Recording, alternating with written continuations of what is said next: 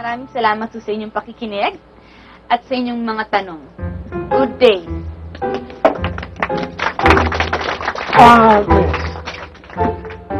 Siya!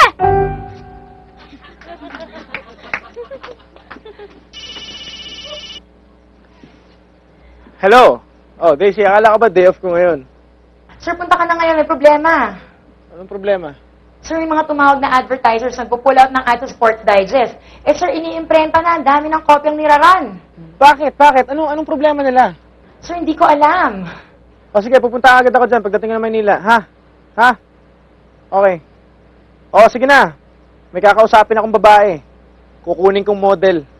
Sir, asan ba kayo talaga?